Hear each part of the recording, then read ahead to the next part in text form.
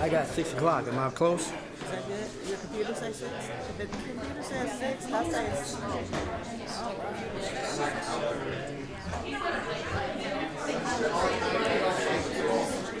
6 o'clock.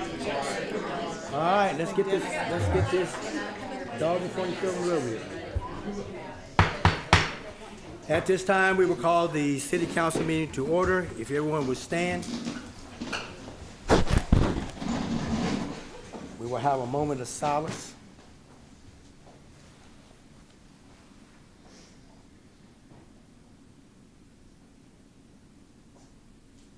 Thank you. At this time, I will ask Councilwoman Tammy Mitchell if she'll lead us in the pledge. I pledge allegiance to the flag of the United States of America and to the republic for which it stands, one nation, under God, indivisible, with liberty and justice for all. Thank you. I want to welcome each of you here to the Georgetown City Council meeting for Monday, March the 24th, 2025. As always, to remind you of a decorum, professional decorum that should be displayed by all that hear their attendance at all times. And therefore, and we will follow the agenda. At this time, Madam Clerk, roll call.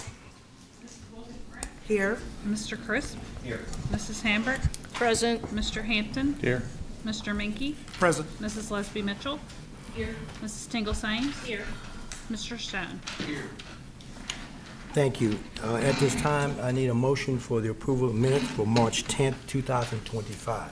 I'll make a motion. Motion made by Ms. Brent. Do I have a second? Second, Mayor. Second made by Mr. Stone. Are there further questions and or comments? All those in favor of the motion signify by saying aye. Aye. Those opposed say likewise. You should have received the check registry of the check register, receipt of the check register. If you have received it, please raise your hand. Thank you. Let the record reflect that it is received. We have at this time the events application. We have the first one, the Miles for Miracles 5K. Hello. Hello. Hi. Okay, my name is Maddie, and I'm from Georgetown College, and I'm in the sorority Phi Mu, and I am proposing a 5K to be held May 4th at 2 p.m., and we will be fundraising for our philanthropy, which is the Children's Miracle Network Hospital. You said May 4th? Mm-hmm. Okay. And the start time is 2 o'clock? Yes.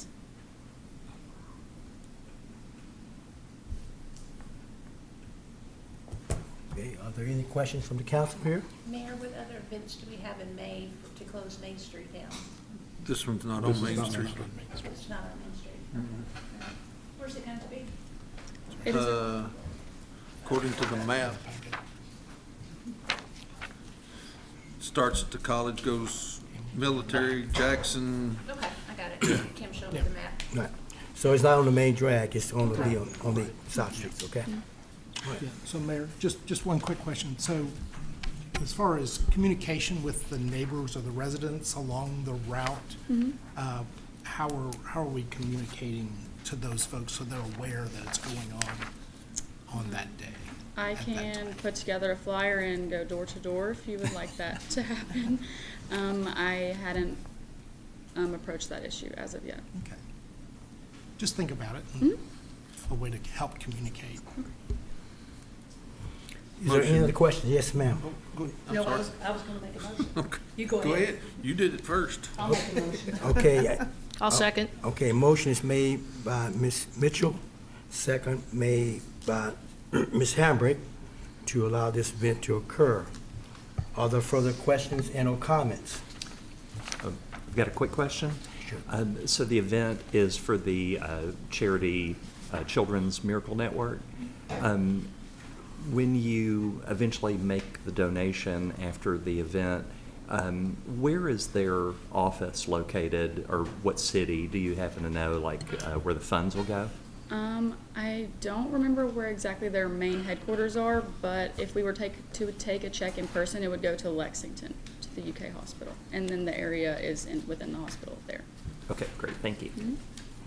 Are there any other questions and/or comments? All those in favor of the motion signify by saying aye. Aye. Those opposed say likewise. Let the record reflect that the motion passed. Thank you. Thank you. Next, we have Party on the Square, and Ms. Lori Sanders is coming up. All right. Hello. As you all may recall, I was up here a few weeks ago asking for all of the concert series to be pops instead of pots. But I mentioned to you all that I had a request for a couple of the concerts to be on the square and on Main Street, and a couple to be behind at the pavilion. But that I was going to go to our little Celebrate Georgetown meeting and discuss with all the people who would be present about what they wanted us to do this year. So I was at their Thursday meeting. They had about 20 in attendance, and they all agreed that they would like to have the first one, which is our kickoff to summer, Memorial Weekend, when Horsey Hundred's in town on May 24th with Players Club here on the square and on Main Street. The square, to get the stage in there, I have to close at 2 p.m., but Main Street will close at 5. And then the other one that they would like to have on Main Street is our Back to School Bash that is on August the 16th, and it is with Honeychild. And it will be the same way, the square to Main Street, 5 p.m. And then the two others that we have, the June 21st and July 19th, those will both stand at the pavilion like we had before. And could you tell us why they prefer a couple of them at the courthouse square versus the pavilion? Because those are our two largest concerts that bring in anywhere from 800 to 1,000 people. The Memorial Weekend, that's when Horsey 100 is in town, and they're all invited to be right downtown, and the shops to be open, and the restaurants are full. Same thing when we have the Back to School, when we have Honeychild, if you're all familiar with them.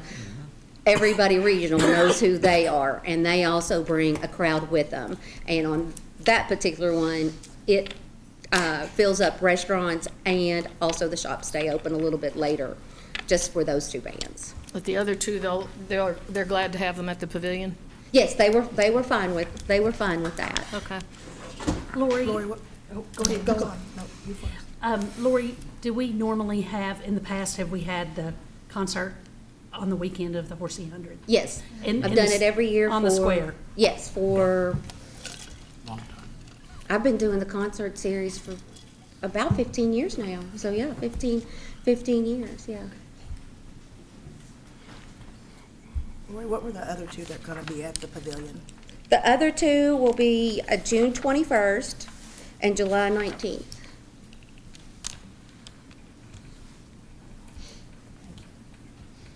And there's two good bands coming to those two. If you were at the Festival of the Horse, one of them was Marshall. He was very talented. And then the other one is going to be Savannah Dean Reeves, who we all know and love. So those will be hopping also. Mayor, I make a motion to approve. All right, a motion made by Mr. Minky. Do I have a second? A second. Second made by, okay, and Mr. Hampton made the second. Are there further questions and/or comments? All those in favor of this motion of allowing the party on the square for these two events, signify by saying aye. Aye. Those opposed, say likewise. Thank you, ma'am. Thank you. And I should mention, though, that the businesses, when I was there, asked if they could do a night market around the concert down at the pavilion. I said I'd love to have them, so Wow. I'm excited about that. Yeah. Thank you. Thanks. At this time, item number 6, which is public comments. A reminder that at this time during public comments that you will have 4 minutes to state your business to the council. Be sure to come to the mic and give us your name, and then you will have 4 minutes. Madam Clerk will time you at 3 minutes. She will let you know that 3 minutes has elapsed, and then you will have 1 minute. And then at the end of 1 minute, we will ask that you please, at that time, be respectful and be done and take your seat and be respectful so we can keep this going. At this time, Mr. Dan Holman on priorities.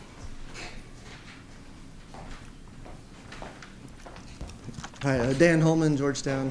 Yeah, just so real quick about, this is the budget planning season of the year, which gets wrapped up by, I think by end of May, early June, we have the budget for the year, which is kind of the planning document for the year. So it's just a time that early, this is still a new council, but the months are clicking by. So it's just kind of time to get, it would be nice to know what the priorities of the town are. And I think we have some, priorities that people have talked about, but there's a little, it's not 100% clear from the citizens what exactly our priorities for the year are. So it would just be nice to clarify, are there any specific goals that we want to accomplish this year? Just bring those up and then focus kind of every meeting. And maybe that's the new business section where you focus in on some goals and just make sure they get accomplished.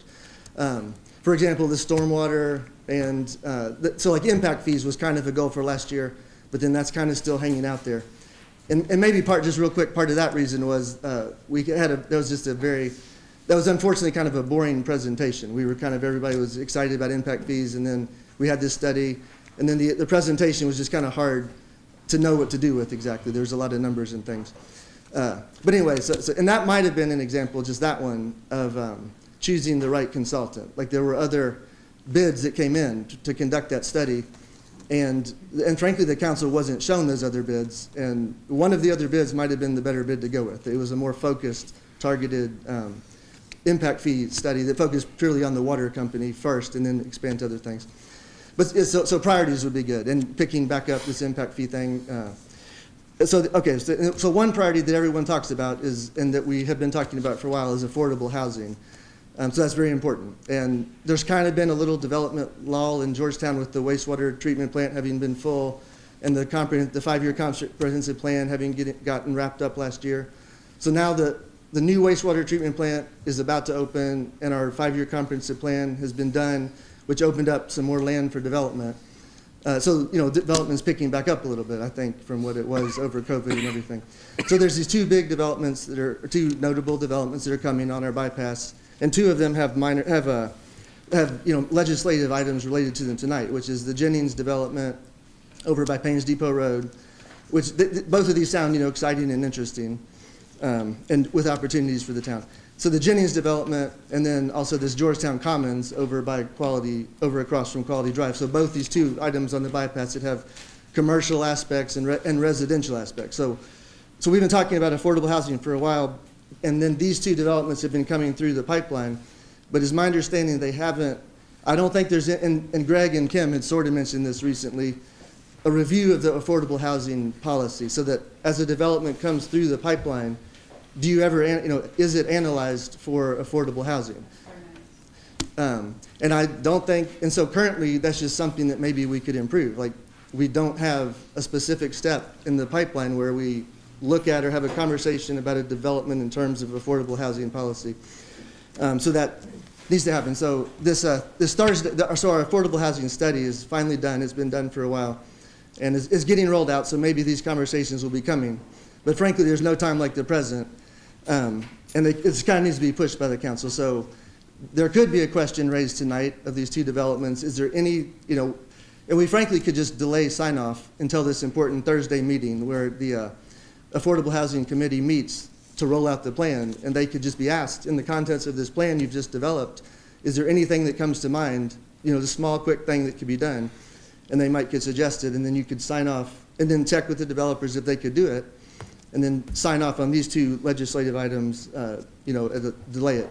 That's something to consider. Thank you. Thank you. All right. There's no other. At this time, on mayor's comments, I'm going to start first with the Scott County CASA Presidential Volunteer Service Award. So, Melinda?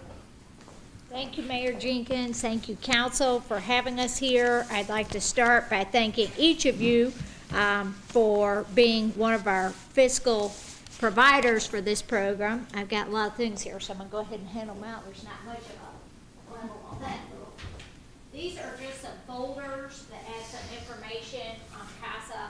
If you're not familiar with CASA, Mayor Jenkins was in the top 25 of heads and tails this year. No. Bayou can tell you more. But CASA stands for Appointed Special Advocates, and we are a nonprofit that exists in 49 of our 50 states. So unless anybody's looking to move to North Dakota, there is a CASA program. And our name's a little misleading. We are CASA of Lexington, but we serve 7 counties: Fayette, Bourbon, Woodford, Scott, Jessamine, Garrett, Lincoln. Just so you don't continue wondering rest of the evening, why is our name CASA of Lexington? There was already CASA of the Bluegrass. There is CASA of South Central, so we cannot be Central. We cannot be the Commonwealth because there's 20 programs. So anyway, we are CASA of Lexington, proudly serving all 7 counties. We have offices in each of the counties with staff people except for Jessamine County, and that one operates out of the Fayette building. But if you haven't heard of CASA before, what do we really do? We take community volunteers who are trained and supervised by a staff person. They advocate for abused and neglected children in the court system. We are different than state social workers in the sense that we are there solely for what's in the child's best interest. So we're not looking, we don't have the same mandate and laws to reunify with the biological parents if that's not in the best interest of the child. We're all for it if it's a safe and permanent option, but in plenty of the cases it's not. You may or may not know that unfortunately Kentucky is one of the top states for child abuse and neglect. Among our 120 counties, we wish that that weren't the case, but yes, it's an issue here in Georgetown and Scott County. Some quick numbers for 2024 for Scott County. There were 307 new children that entered the family court system with substantiated cases of abuse and neglect. 2 things to hear, that's new. The average case runs about 2.5 years. So at any given time, you have well over 600 children in the system here. And then substantiated, meaning it made it to court and met the criteria. In 2023, the number was 284, so we saw a slight increase moving into 2024. We knew that due to some definition changes at the state level the past few years, we knew that numbers were underreported a bit. But you had 27 amazing CASA volunteers here in Georgetown and Scott County advocating for 71 of those children last year. So that's about 12%, so still a lot more room to be accomplished because our goal is to ultimately give every child the benefit of a CASA volunteer because I think every child deserves a safe and permanent home. But tonight we're here to talk about the Presidential Volunteer Service Award. So if you're unfamiliar with that, it's existed since 2003 and it recognizes the important role of volunteers in our community and around the nation. And it honors individuals whose service has made positive impacts to our communities and inspires those around them to take action as well. And there's 3 levels, bronze, silver, and gold. And to qualify for a bronze, you have to log at least 100 hours of service in the calendar year. And to earn a silver, you have to log at least 250 hours. And quite amazingly, here in Georgetown, Scott County, you had 6 award winners. Some of those could not be here with us tonight, but just among these 6 volunteers, they logged 1,077 hours here in the community last year, which is pretty impressive. You had 21 additional CASA volunteers here that maybe didn't receive the PVSA, but still doing important work. And so I'm going to start out by calling the 3 folks that could not be here tonight, and then we'll have the 3 that are in presence come up. And if you're open to it, we'll take a picture all together. And quickly in your folders, on the left-hand side, you have a map that shows the counties, and it shows the rate of abuse. So we pull the census data for youth 0 to 18, and then look at that substantiation number of abused and neglected, and that's number of children per 1,000. So you're looking better than some of the counties around you, but maybe not as good as some of the counties. Woodford in our district tends to have the lowest abuse rate. But you're not as bad off as Garrett and Lincoln, so you're doing all right there. But we think it doesn't matter what the rate is, we want it to be 0, right? So we're going to work to improve and do our work there. On the left side, there's information about CASA volunteer training. If you all know anybody, right now we do 0 paid advertising. So we rely on word of mouth. If you're involved in a civic group, a men's group, a ladies group, a book club, a place of faith, please invite us to come out and share about CASA, because a lot of folks don't know about the important work that our volunteers are doing. But there's contact information. If you saw the picture of a dog, we do have a courthouse facility dog that can go to court with the kids when they have to testify. Mayor Jenkins, you've met Matilda, right? I think they're old buds. And he did have the opportunity to attend one of our 2 large fundraising events this year. And did we do a good job bringing Mardi Gras to the Bluegrass? You did a great job. I wish I could be a better pick with my NCAA picks, better not and do it heads and tails, so I might be a little bit better Well, off. and I'll say, out of all the mayors in attendance, you should know that your mayor was the top mayor winner of heads or tails. And if you don't know what heads or tails are, you got to pick heads or tails. And we have photo proof if you go to our website. You'll see him holding his own, representing Georgetown proud at that event. All right, so for bronze award winners that are not with us this evening, we have Miss Susan Bukowski, Stephanie Deal, and Bev Chandler. Now we'll move to the individuals with us. At the bronze level, and before I call her name, this young woman was one of our volunteers living here, and now she has become our staff person here. And so come on up, Miss Roxana Del Campo.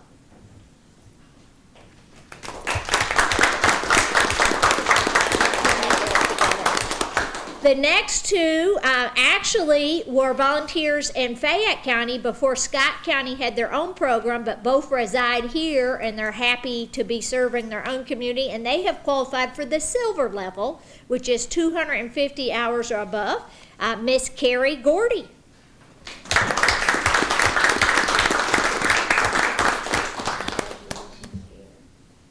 And last but not least, this advocate has been at it even before I started the job 12 years ago. She started when she was 5, I think, and I think she's got about 18 years logged. But Miss Cynthia Phillips.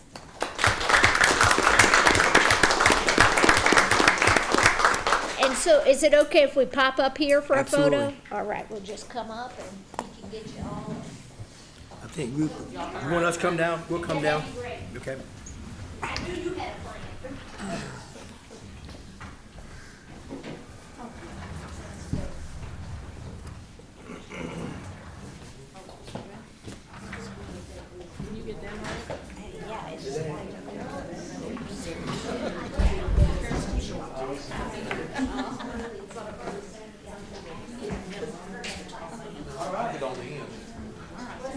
You and I are always standing beside each other.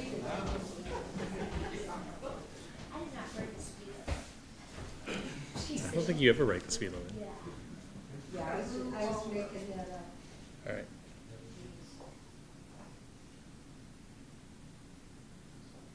Great.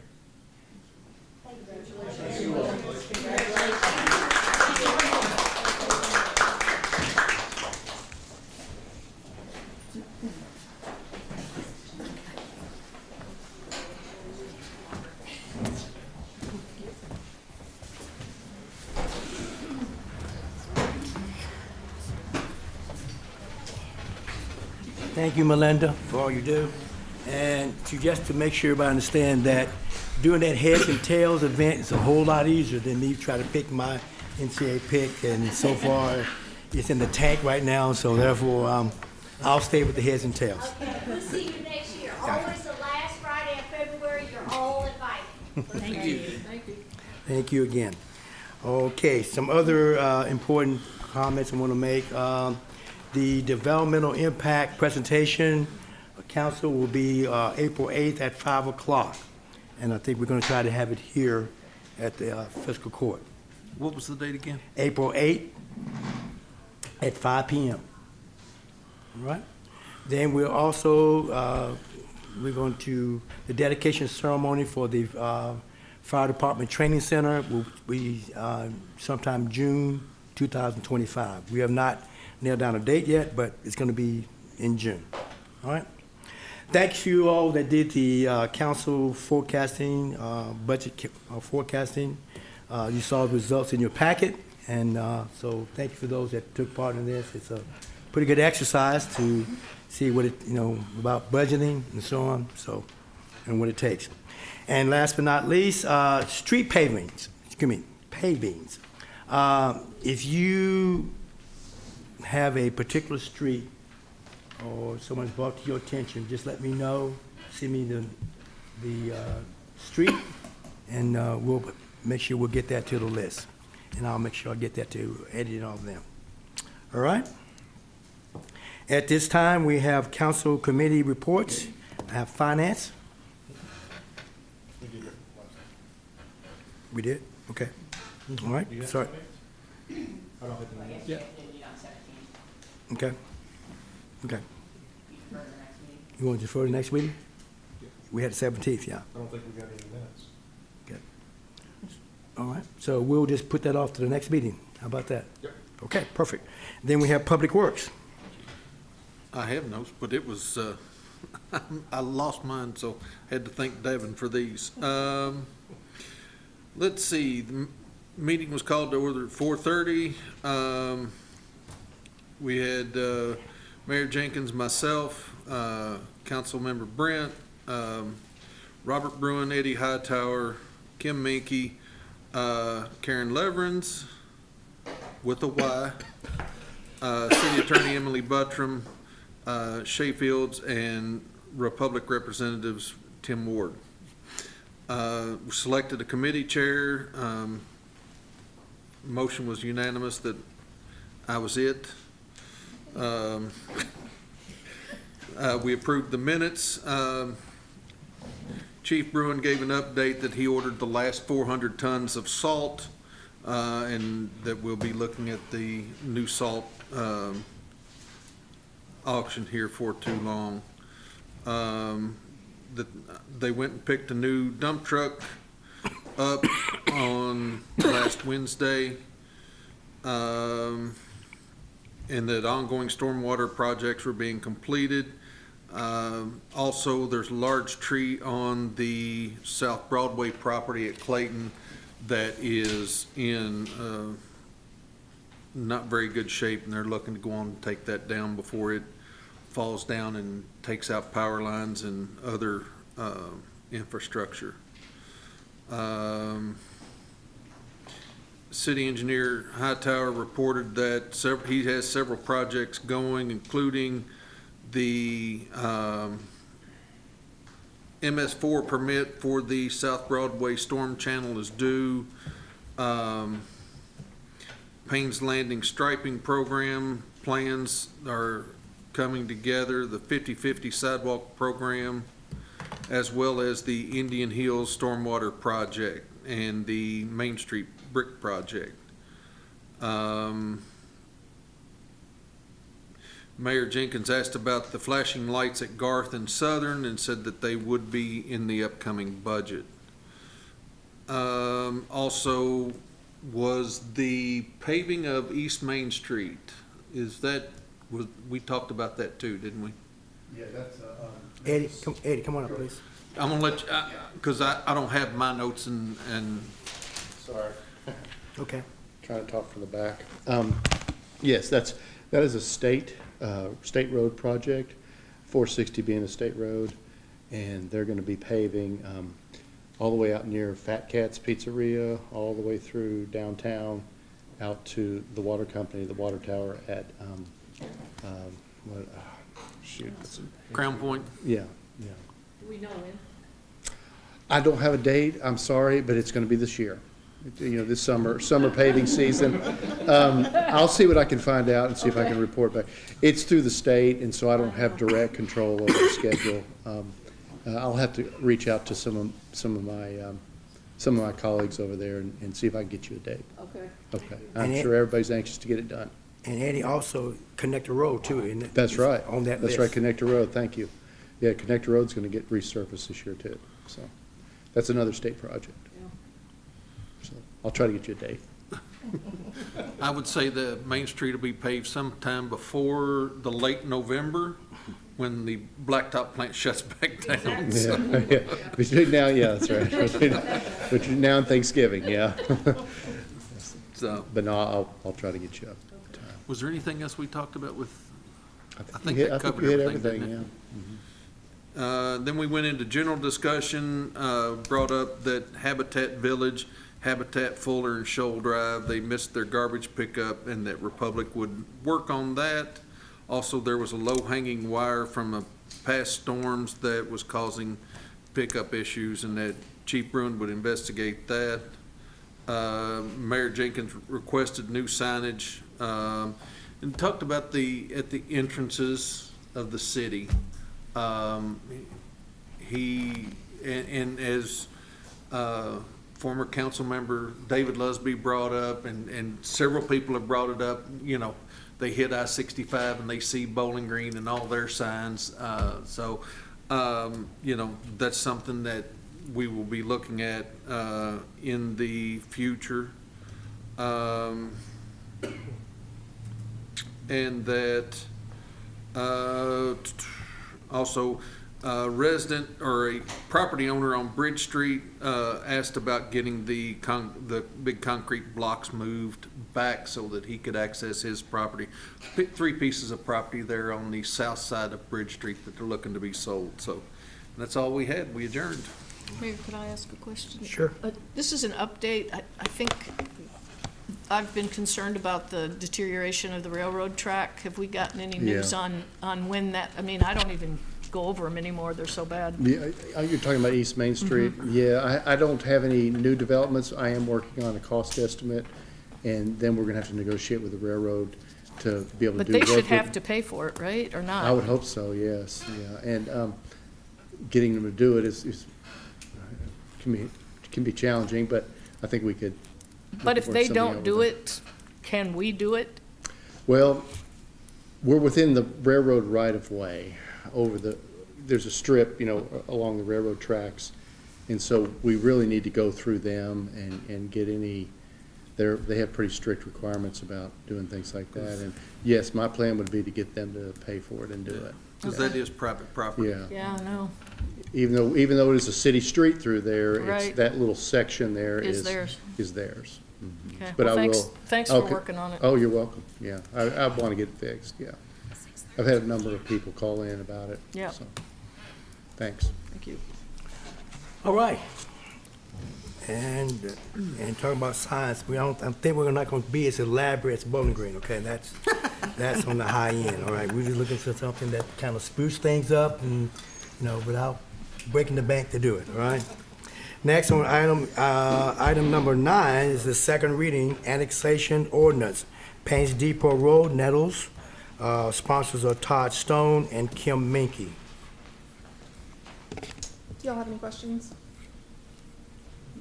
Okay. An ordinance annexing into the city of Georgetown certain real property containing approximately 12.19 plus or minus acres located at or around Paynes Depot Road, Georgetown, Scott County, Kentucky. Summary: 1. Annexes into Georgetown city limits by written consent of the property owners in accordance with KRS 81A.412, approximately 12.19 plus or minus acres located at or around Paynes Depot Road, Georgetown, Scott County, Kentucky. Scott County PBA parcel number 141-20-088.001. 2. Provides for repeal of inconsistent laws, severability of provisions, and an effective date upon passage and publication. The full text of this ordinance is available for examination in the City Clerk's Office, 629 North Broadway, Georgetown, Kentucky, 40324, or at www.georgetownky.gov. Publicly introduced and read for the first time March 10th, 2025. Publicly read the second time March 24th, 2025. At this time, I would like to have a motion for the approval of the annexation ordinance. I'll make a motion. Motion made by Ms. Brent. Do I have a second? Second made by Mr. Minky. Are there further questions and/or comments? At this time, Madam Clerk, roll call. Mrs. Wilkins Brent? Yes.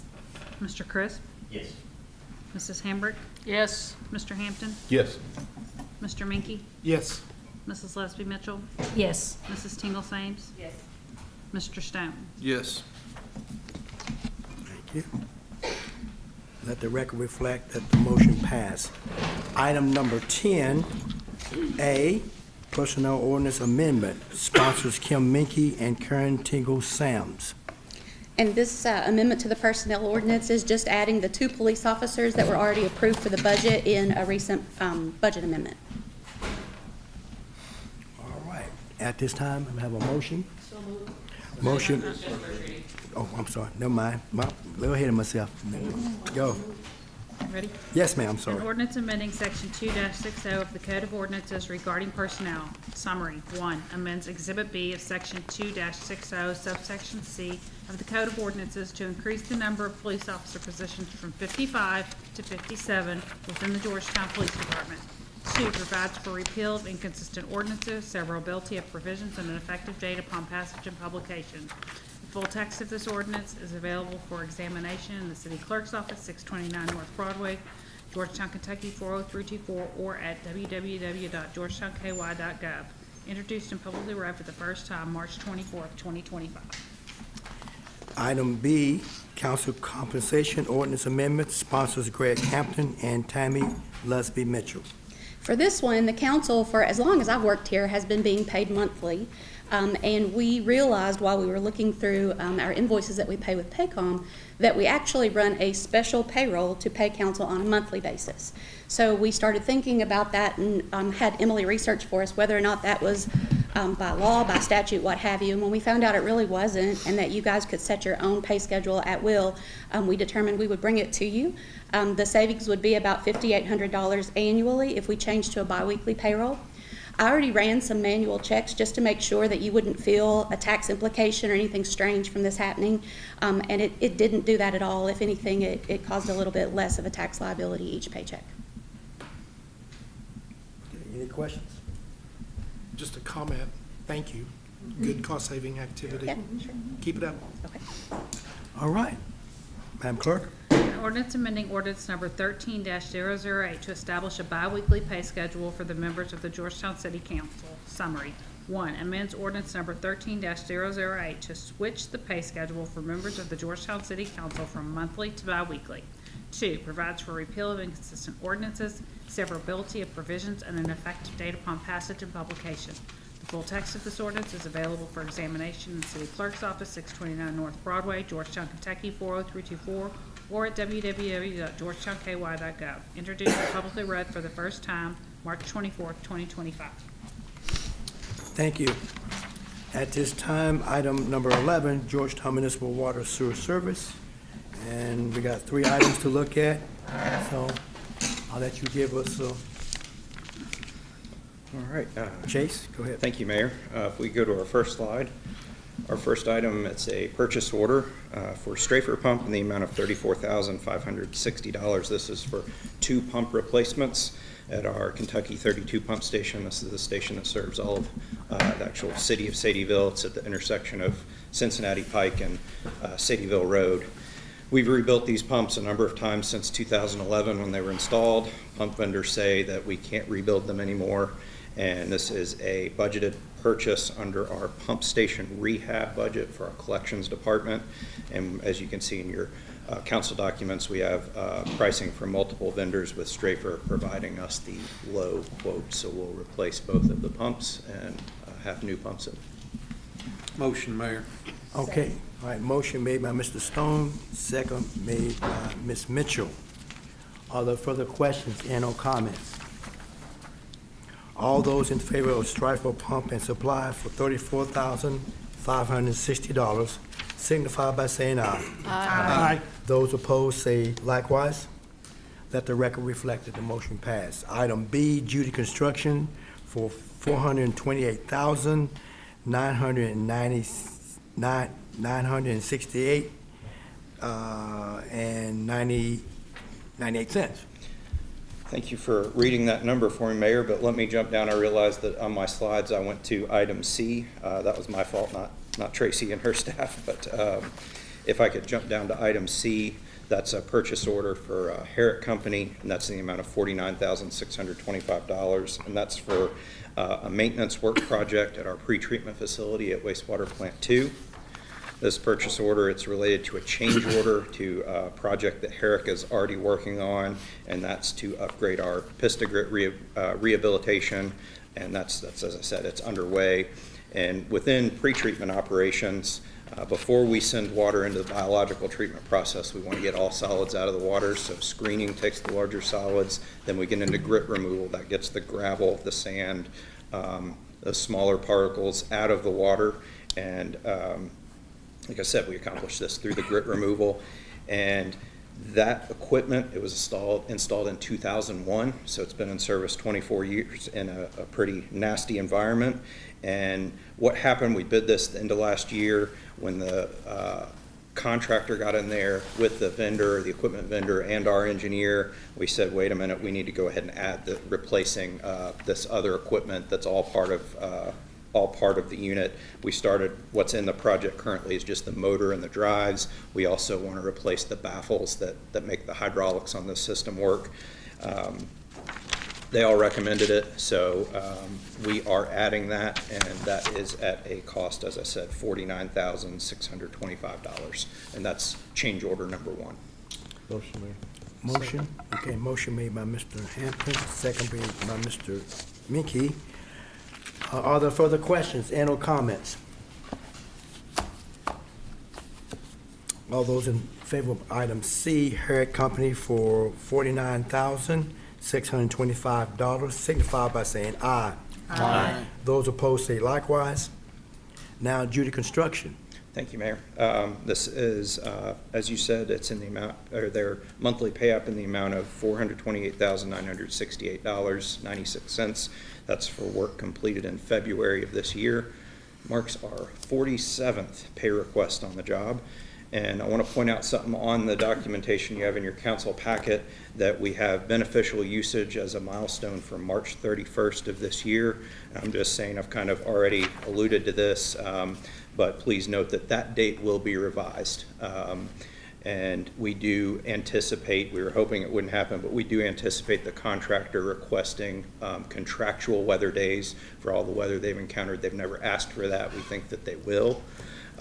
Please look at me right now. I'm not panicked about this. This is not a bad thing. It's something we were hoping we wouldn't have to do, but as of today, I don't have an official request. We've been talking with the contractor, but I think that they will request some days. We're going to revise that date, but I will say, because of the hard work that the Board of Commissioners has done in managing our remaining capacity, we had a public comment that mentioned that,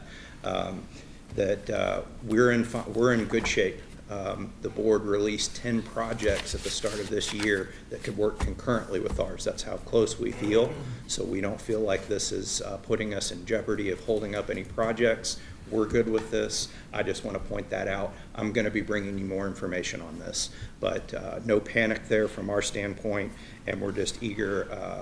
Really, we're eager, we're excited, we're so close to this milestone. We want it, and I know that the community needs it. So we keep paying the bills tonight, then contractor will keep working, and we'll get it done for you.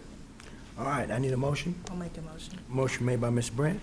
Second. Second made by Ms. Hambrick. Are there further questions and or comments? All those in favor of item B, Judy Construction for $428,968.98, signify by saying aye. Aye. Those opposed say likewise. Let the record reflect that it passed. Thank you. Thank you. Next, city engineer, Mr. Eddie Hightower is going to come up. We're talking about item A, which is the access point on McKellen Circle, Yes. Georgetown Commons. Yes. So this is in reference to a petition that the developer, who is Hogan Real Estate, is making to KYTC, to the Transportation Cabinet, for a right-in, right-out access point for the new development at Quality Drive on McClellan Circle, Georgetown. It's known as Georgetown Commons. We've all heard about that one. And so the key words are the resolution is pending approval by KYTC. So it requires local approval through our ordinances, through our local ordinances, local approval of the new cut, the new entranceway, in addition to main approval, which comes through KYTC. Any questions? Yeah, go ahead. So I'm trying to look at the map that was in the packet. So we're not talking about Quality Road, we're talking No. about further up the road, correct? Across the street from It's Quality. it's across the street from Quality. The Quality will be the main entrance there. Right. Right. Across, and then in the middle, heading towards, the direction towards the McDonald's over there. In the middle of that whole development area is where they want to put in that right in, right out.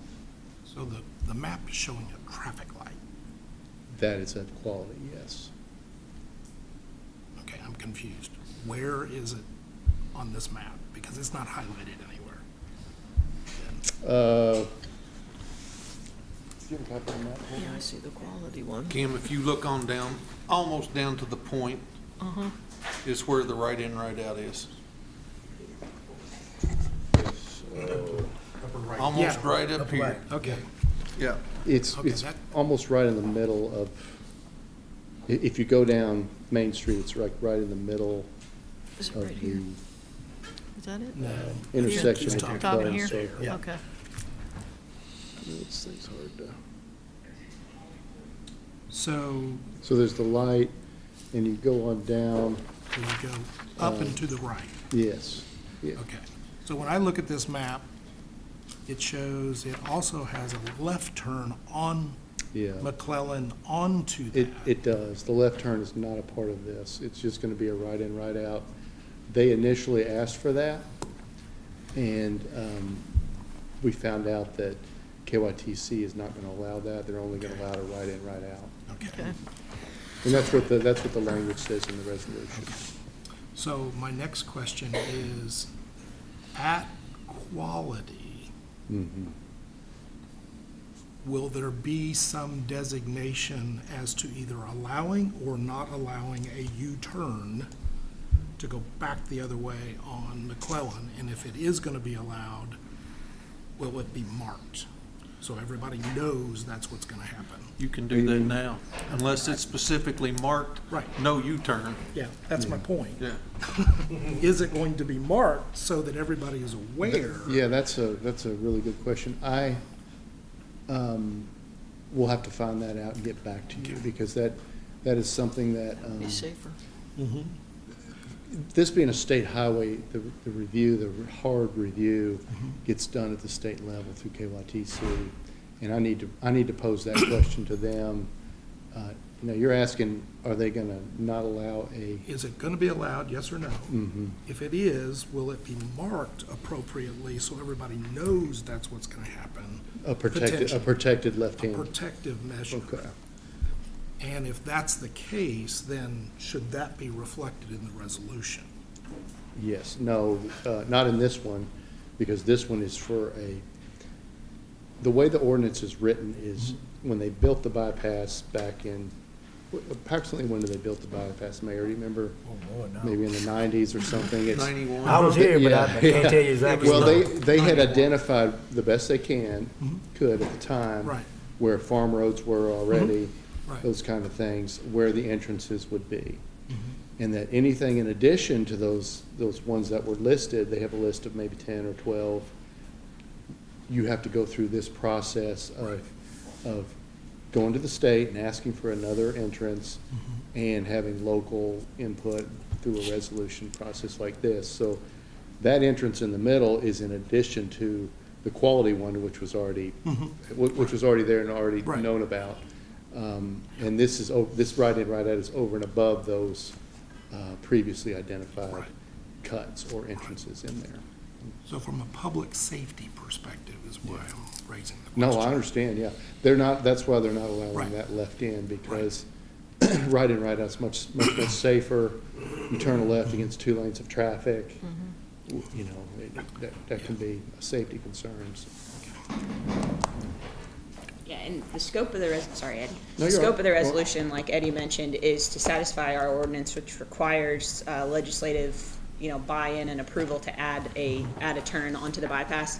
If you have concerns with any issue, we can do this. But if you have concerns related to safety on state roads, we can always either the council can ask the mayor to submit a letter of support, or the council can pass independent resolutions saying, hey, we want the state to know that this is a priority to us. We don't have jurisdiction to impact it that way, but you can use those mechanisms to kind of let the state know that you have concerns about certain things on state roads. So that's something you can consider moving forward. But for the language of this resolution, it is purely related to allowing that additional access point. So.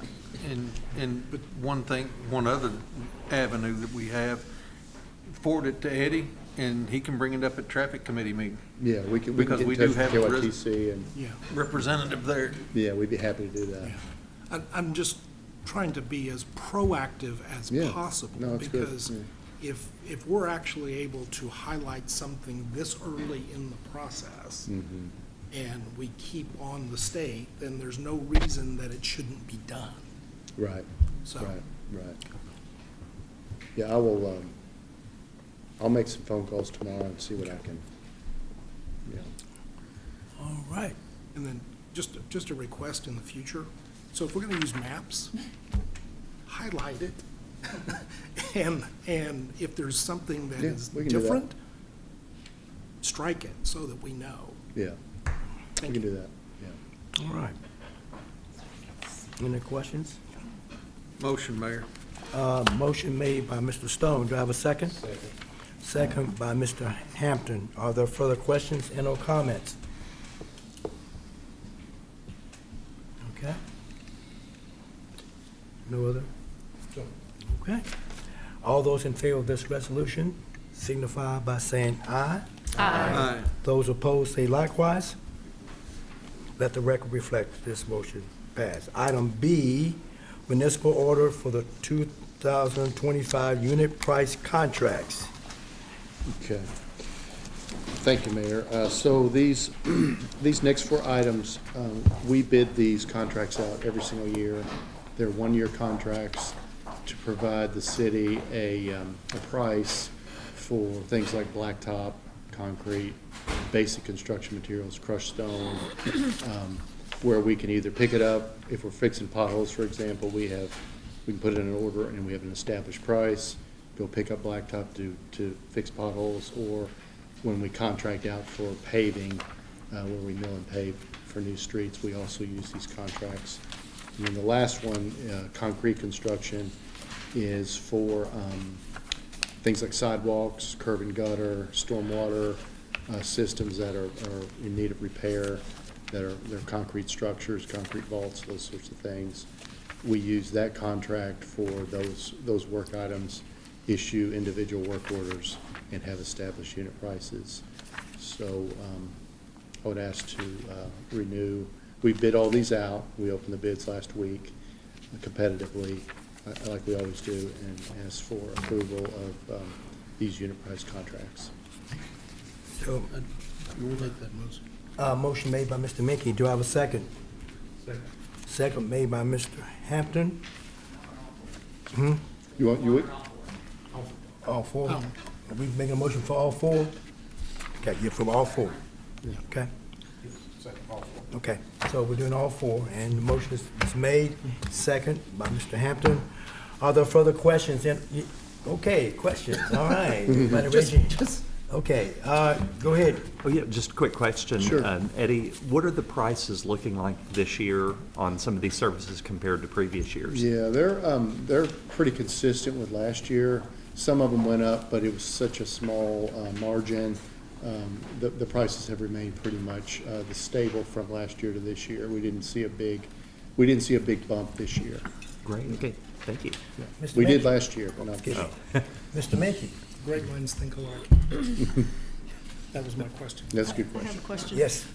And so, when we talk about giving you suggestions for repaving, are we in a limitation for how many streets we can pave, or like? Yeah, it's how much, Yeah.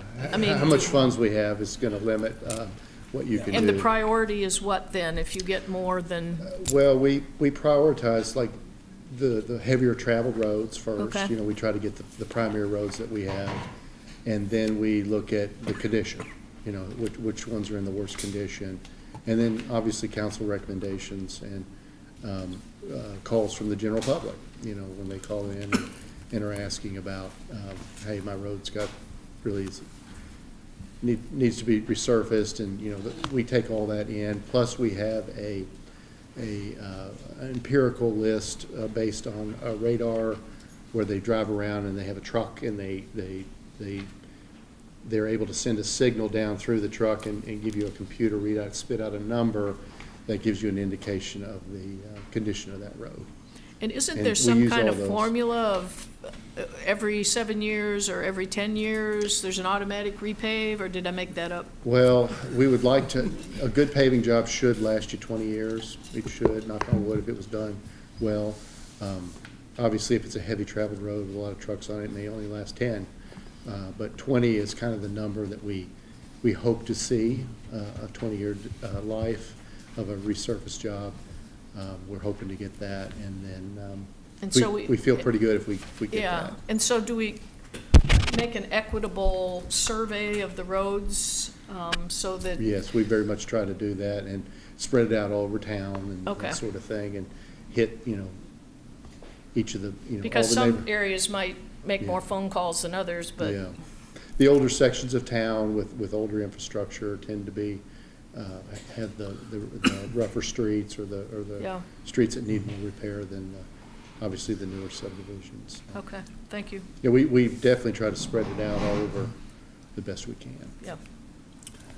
Yes, sir.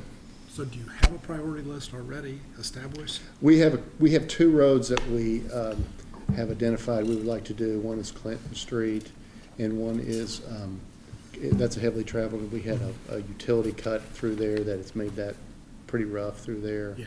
And so Yeah. we have a couple that we were looking at. Sure. Yeah, maybe I should rephrase my question, sorry. So, do you have your standard list that, you know, based on the factors you've already talked about, here's the priority list, Right. based on just those pure numbers? Then obviously the reality of, Yeah. you know, may trump those things, that priority list. Is there an ongoing list that is there that you can knock off? We have managed to make a list each year and hit all those lists. We don't have any carryovers from last year. We got them all done. We managed to get them all done last year that we had identified.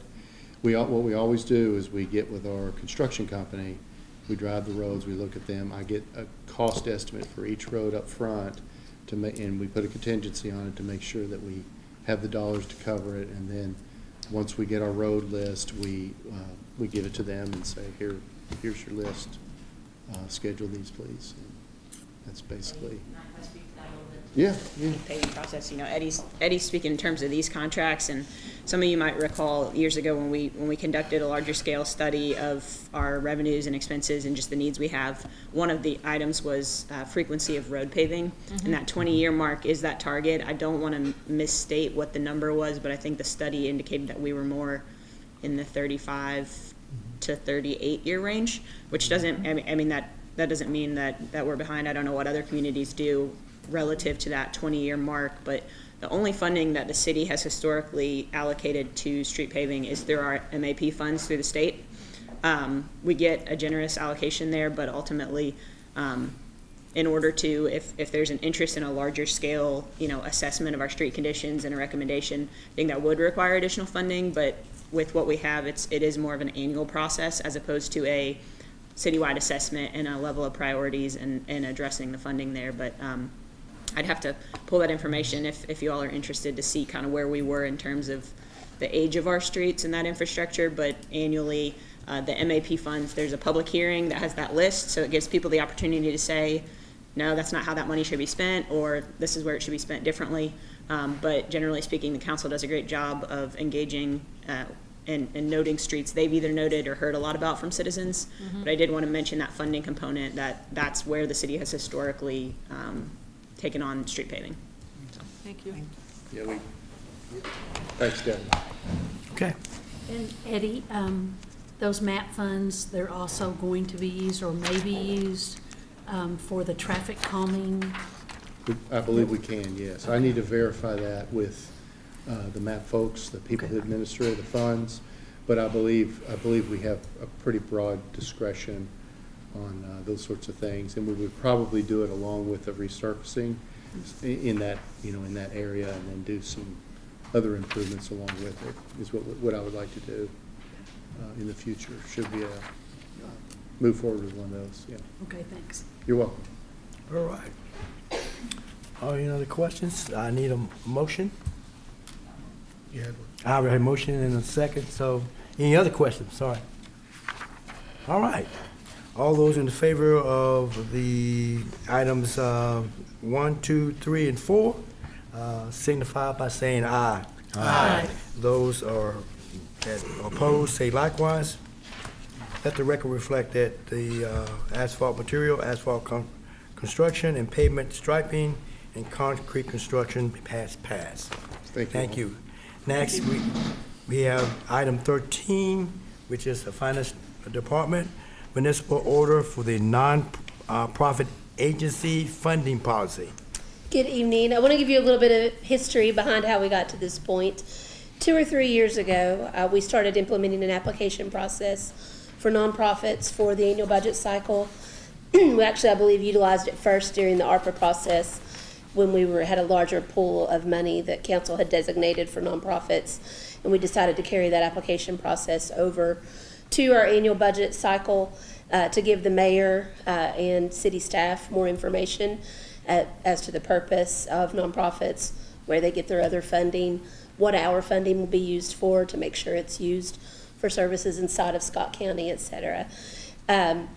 In, I believe it was our February Finance Committee meeting, the question was raised about the Finance Committee being able to review those applications, which of course is not an issue. We will do that.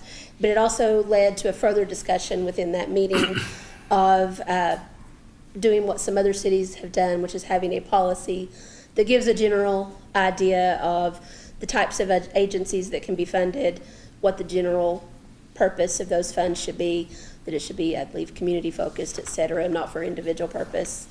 I will not read the full policy. We presented a draft of this policy at the March 17th Finance Committee meeting.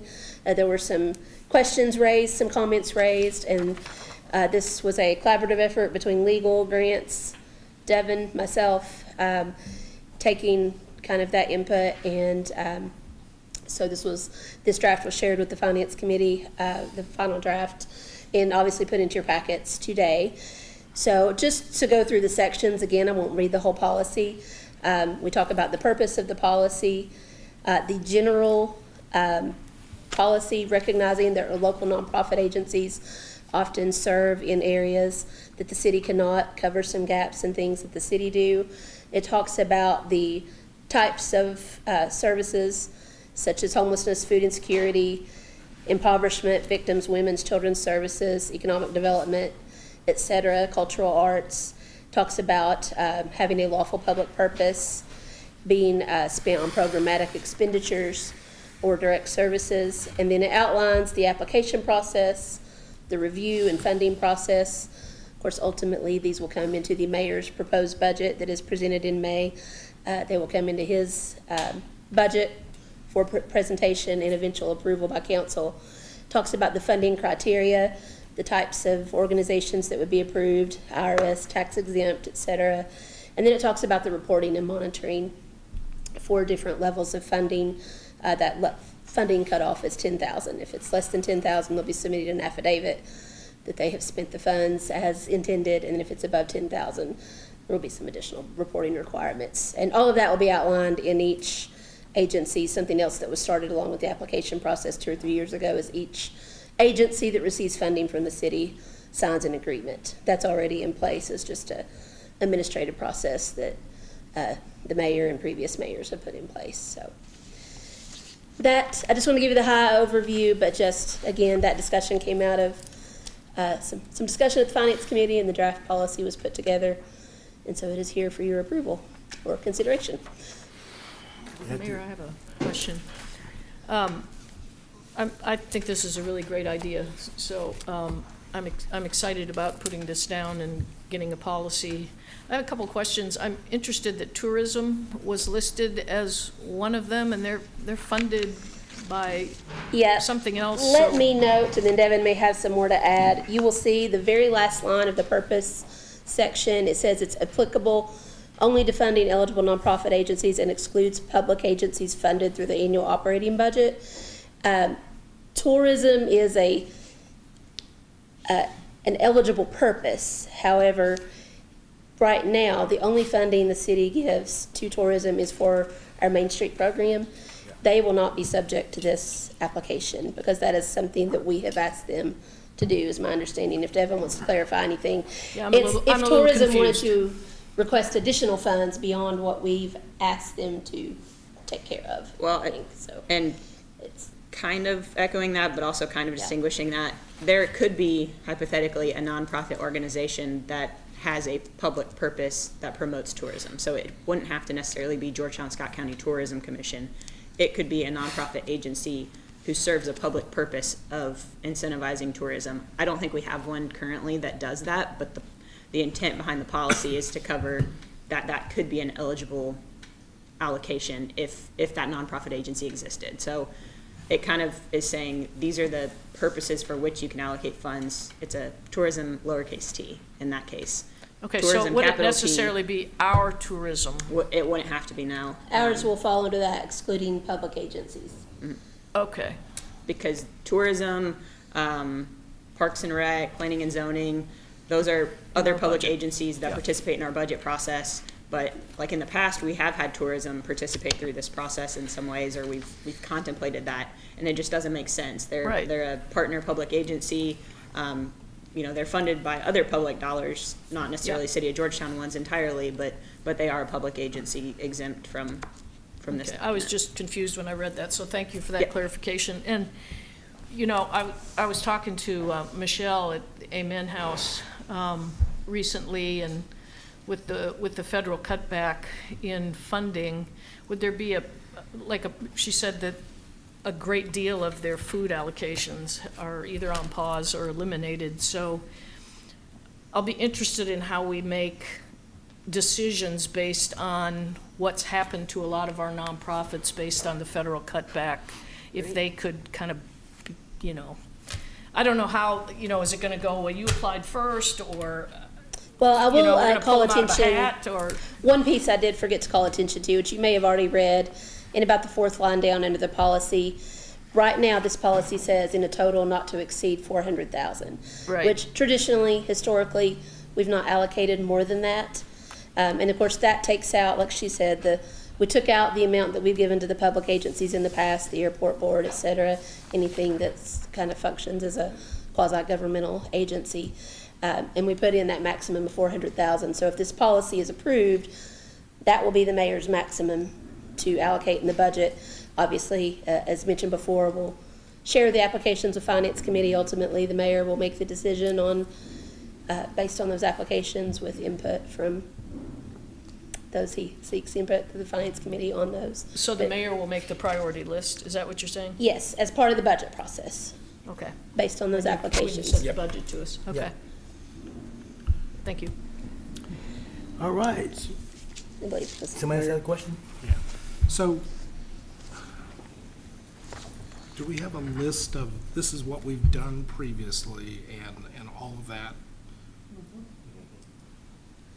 Yes, I mean, we have the history. Each entity, each nonprofit that we fund has its own line item in our budget. So we have all that historical data on what we've funded in the past, what they've requested, at least for the last couple years. We have those applications on file, what they've requested, what we've been able to fund.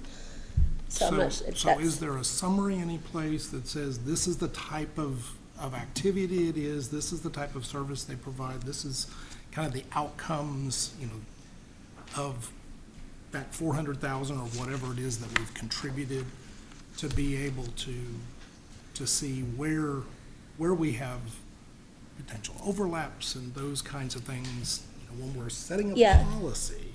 The application, which has existed for a couple of years, has all of that in it, all of their purpose, all of their, are you spending it on any administration? They break down the different expense categories that they're spending it on, and then with the semi-annual reporting, they have to provide a narrative form of exactly where they spent the city's funding and how that was used. so we can make sure that it was in line with the purpose for which they applied.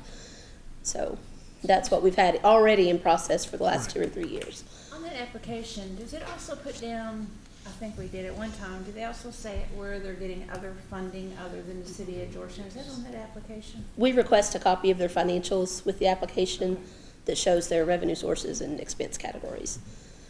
So, Yes. Yeah.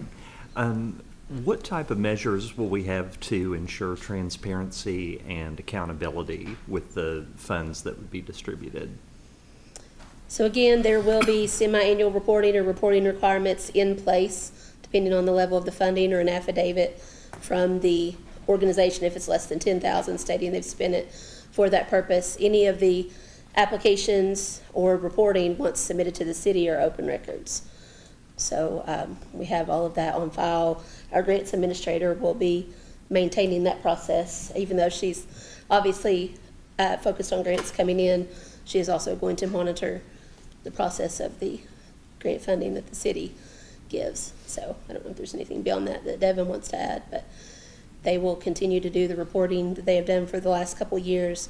If they're not compliant with the reporting, or we see that they're not spending their funds with the purpose that they indicated, then obviously we can make decisions to withhold funding in future years, or yeah. Okay, thank you. All right. So at this time, I need a motion. Motion made by Mr. Hampton, second made by Ms. Mitchell. Are there other further questions and/or comments? Just a comment, Mayor. I'm not comfortable voting for this at this point without really having a conversation about it. I've done a number of these kinds of things from the corporate perspective. And I've not had a chance to go into detail with this policy to really understand it, so. What kind of detail do you want? I mean, we have the budget, we have it by line item, we have our previous applications that they've turned in. I don't see how much more transparent we can be with this process. I'm not seeing that, so can I get that? And I'd be glad to take a look at that, but that's just me. Okay. So. All right, so any other comments on that? So at this time, need a vote. So at this time, a simple vote of all those in favor of this motion signify by saying aye. Aye. Those opposed say likewise. Likewise. Likewise. Okay. Let the record reflect that this motion passed 7-1. All right. Next item, municipal order renewal of the Stockyard Bank Certificate of Deposit. Item B. Yes, our Stockyards Bank CD that's in the amount of $738,504.50 is set to mature on April 13th. Stockyards Bank sent us some renewal options. That email was attached. And at the last Finance Committee meeting, the Finance Committee voted and recommended renewing that for 7 months at a projected rate of 4.25%. All right. I need a motion at this time. So moved. Second. Okay, motion made by Ms. Mitchell, second by Ms. Hambrick. Hey, Mayor, I have just a question. Question, go ahead. Just a general question. Since they were offering, it's a 15-month CD that they had a special on that's 4.5, is there any reason why we were more comfortable with the 7-month versus the 15-month? Is there a particular reason or not? I think from our standpoint, Karen, we didn't want to tie up the money that long. I mean, we can always roll it over again. From the looks of it, the interest rates are not going to be coming down. You're staying right around this. Yeah, they're hovering around that 4.25 to 4.5. So we just thought, just for, I think, and Tammy can chime in if she wants, just for safety's sake, just to put it in a shorter term, just in case we needed it earlier. Right. Yes. And to see if they go up, then you'd be able to take advantage of that. Right. So. Okay.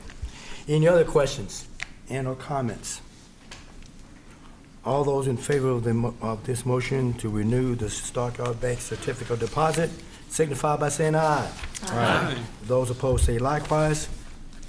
Let Thank the you all. record reflect that the motion passed. Item 14, the Police Department Municipal Order 2025-26 Fleet Order Enterprise. Item A. Good evening. Captain Mulder. All right, Good so, evening. what's up? Good evening to you, too. Yes. So I just want to basically come to you all to get approval to do some early ordering. So in the last couple of years since COVID, it's getting better, but we're not there yet where we can order after July 1 and still get vehicles within that fiscal year. So what I'm coming in front of you all today to ask is if we can go ahead and get permission to order. We're looking at 20 vehicles. So 18 are going to be replacements, and then with the 2 positions that you all are adding that you voted on personnel ordinance-wise, we're going to go ahead and prepare to get 2 more for that as well. So what we would do is I would work with our enterprise rep to go ahead and look at ordering now. That would basically save our spot in line. And just to give you an idea, when you all did this for us last year in February, of those 17 vehicles, we've only received 5, and we should hopefully finish that by the end of this fiscal year. So that just kind of underscores how the vehicle market hasn't quite caught up yet since COVID, with us being able to place an order and get it within that year. So. Motion, Mayor. Motion made by Mr. Stone. Do I have a second? Second. Second made by Ms. Sams. Do I have any other questions and or comments? I have a question. Yes. So that will hold the price solid? Yes. So most of what we're going to be ordering are Explorers. We're still kind of at the point where we order what's available. Not all of that is caught up where we can really pick and choose exactly what we want, but we can usually, at least between Ford and Chevy, there's usually enough availability with one of them that we can still customize it to fit our needs. But in terms of being able to say we want this many of this many of this, we're not quite there yet. What was the question again? Sorry. Well, I'm just concerned about the effect of the price. possible tariffs on the price, and if this will hold the price, I think it's a really smart thing to do. So the 2025 Ford Explorers, so in talking to our enterprise rep, we're kind of at the tail end of that before they switch to the 26 model year. So if we're able to get our place in line, then that will allow us to get the pricing for 2025 with instead of the 3 to 4% that they usually go between fleet years, if you will. And then sometimes that can also put a delay in aftermarket equipment if they change the models. So the short answer to your question is yes, from what I'm being told, and definitely a lot more so than if we wait a couple months and then try to get in line. So. Okay. Any other questions and or comments?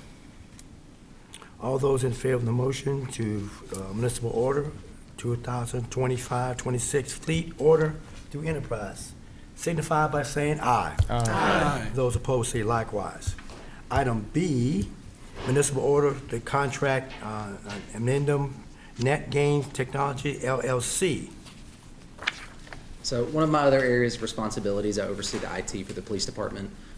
So as you all are probably aware, NetGain is our managed service provider. So they're the ones that are maintaining all of our IT infrastructure. And then we work with the IT liaison, who's their direct go-between, if you will. So one of the areas that we identified, just in talking with the 911 center staff, we're in the middle, we just did a pre-audit meeting with Kentucky State Police, who oversee all of the criminal justice information systems on behalf of the FBI, who manages it at the federal level. And there have been some recent changes in what their requirements are. And so in going through that, we've recognized that we need to make some changes and do some updates specifically for some of the newer requirements as of this past fall and winter that the FBI put out. It's a little bit of a moving target, but it's stabilized enough for us to know exactly what we need to do to be able to get through our audit, which will be taking place later this year. At this time. Motion, Mayor. Motion made by Mr. Stone. Do I have a second? Second made by Ms. Brent. Are there further questions and or comments? All those in favor of the municipal order, contract amendum, Net Gain Technology, LLC, signify by saying aye. Aye. Those opposed say likewise. Thank you all. Thank you. Item 15, council discussion, old business. Anyone got any old business you want to talk about? Not about me being old, but just old business. Okay, very good. Let's go to item B. Item B, new business, backyard chickens. May I Mayor. You can talk about chickens. Go ahead. So last time we talked about, Greg and I had agreed to try to put something together.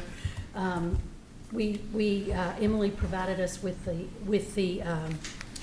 permits, the ordinances from the cities that surround Georgetown, Lexington, Cynthiana, Frankfort, 5 or 6 different ordinances. And the group that came to talk also provided us with some information. And so what Greg and I did was we looked through what we had and we tried to come up with what we thought, when we talked about it, we tried to come up with what we thought might work for Georgetown. And what I have here tonight is I have a copy of what we came up with that we thought would make a good ordinance. And so we try to cover everything there is. They're pretty comprehensive. Let me just say that it is not an easy process to do. So, and that's intentional, because we want to make sure that any bad actors, anybody that thinks that this is not any big deal and I'm just gonna go get me some chickens and put them in the yard, they're not gonna be able to do that. There's a lot of hoops that have to be jumped through. And so I've had a couple of conversations with different people. One being, Todd had a good suggestion that besides having to have a license, that they have to take a class through the extension office on urban chicken raising. And I talked with Sharon at the extension office, and she said she would be glad to do that 3 times a year, and that we would make them, when they applied for a permit, they would have to bring proof that they completed the class. We put a whole lot of safeguards in to make it as palatable as possible for people that might be opposed. And having said that, what I'd like to do is give you a list of what we came up with and let you take it home or whatever and look at it. And then if you could give us some feedback, and then, really think about it. And then once we get feedback from you, we could put something, ask Emily to help us put something together that would pass muster legally.